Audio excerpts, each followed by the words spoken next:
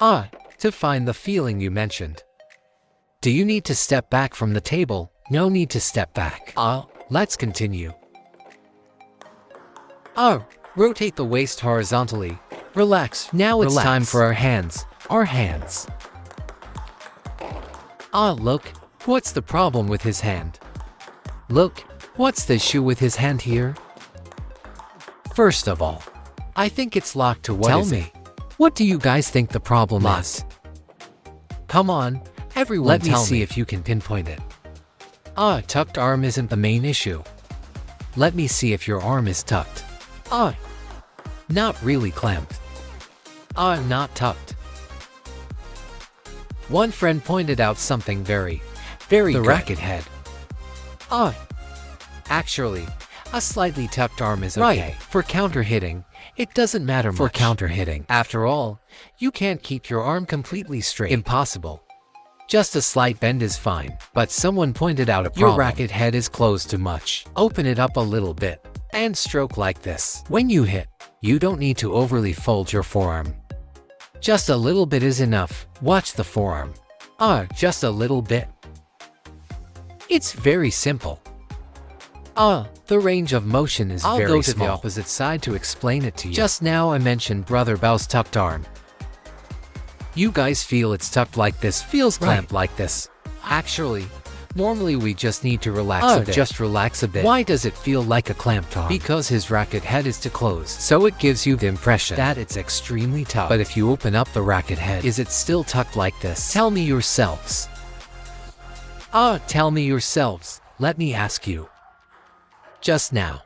For example, Brother Bao's racket head was like too closed. Didn't it feel quite tucked? Right.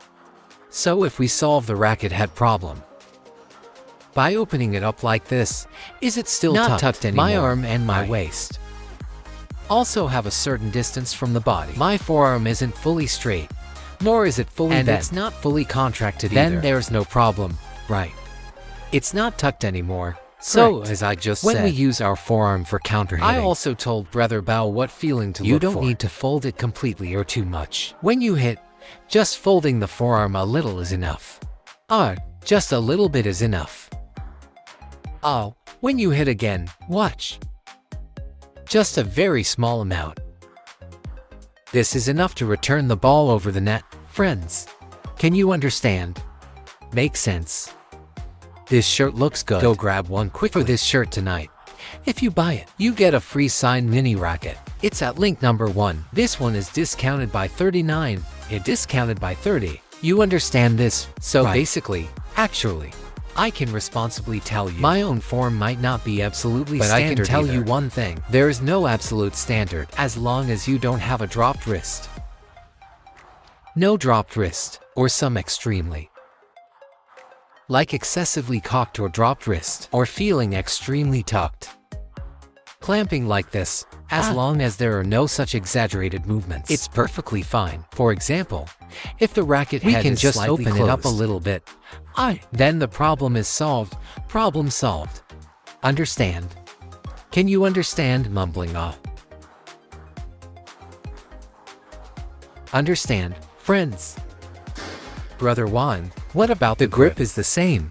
For the grip, I suggest that you now keep it slightly neutral. What does a neutral grip mean? Many people have a grip that heavily favors the forehand. Holding it like this, it favors the forehand too much. It might make forehand looping easier, but playing the backhand might become quite difficult. There are also many who favor the wrist inward too much. This makes generating power on the backhand easier. But for the forehand, it will result in a dropped wrist and a hooked racket feel. So, I suggest you can be a bit more flexible. Keep it more centered neutral. After hitting a forehand, you can slightly adjust the racket angle. That works too. If you can do this, you won't be completely biased towards either forehand or backhand. Simply put, you will be more well-rounded. If you grip it like this, you're relying entirely on your forehand. If you grip it like this, you rely entirely on your backhand. Therefore, we need to strike a balance. Be a bit more well-rounded. Got it? Can you understand? And for the penhold grip, it's the same principle. I also don't recommend hooking inward too much. If you hook inward excessively, Then it makes hitting backhands easier. But your forehand will be too hooked. But there are also many people who hold the racket like this. Opening the racket face up like this, with the wrist cocked, that definitely makes forehand looping easier. But the backhand will be hard to play. Again, you must stay somewhat relaxed enough to play the backhand and play the forehand. If you need to adjust, you use your fingers to adjust. Use your thumb and index finger to adjust the racket. For example, if my index finger applies a little pressure, then I can loop directly like this. Right.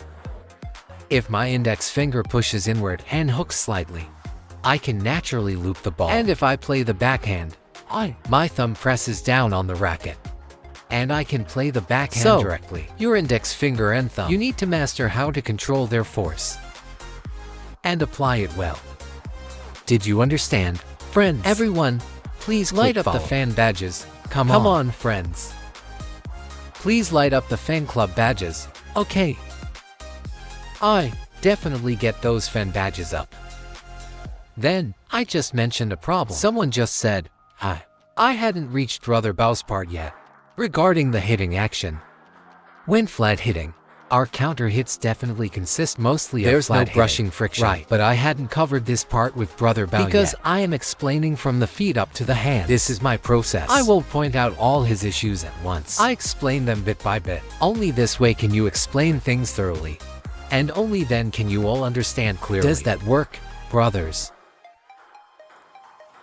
Can I not fold my forearm during counter hits? I still want to talk to you about folding the forearm. It doesn't mean my forearm movement must have a huge range of motion to be considered folding. No, it means at the moment of contact, my forearm just needs a slight contraction feeling. That is considered folding the forearm. A very small movement, not some massive swing. I'm not saying you shouldn't fold it, but folding it just a tiny bit is enough. On a scale of 0 to 100, you should always aim for a midpoint. Rather than either not folding or completely folding it, which are both wrong. Just give it a little bit. Much better, much better, much better. Better. Watch him handle the racket head. See, Brother Bao opened up the racket head. Someone just mentioned you were adding a bit of brushing friction. Why were you adding friction? Because your racket face was completely closed. So there was inherently some lifting, brushing element. But after you open up the racket angle, it relies much more on flat hitting. Therefore, you must open up the racket face slightly. Is the live stream order price 7.5? In our live room right now, everything is given to you at 7.5. Right now, everything in the live room is based on the final discounted price. We're not selling. For example, how much are these pants? Let's say 200. Our price is even lower than the base price. Come on. Relax, relax. You must make sure to relax. Link 28. The pants are at link 28. This is a bit better, a bit better. Our shirts and pants here. These have already been fully discounted. The shirt itself is originally $399. What you see now is the fully discounted price. We didn't do those fake crossed out prices. We've directly applied the final discount for you.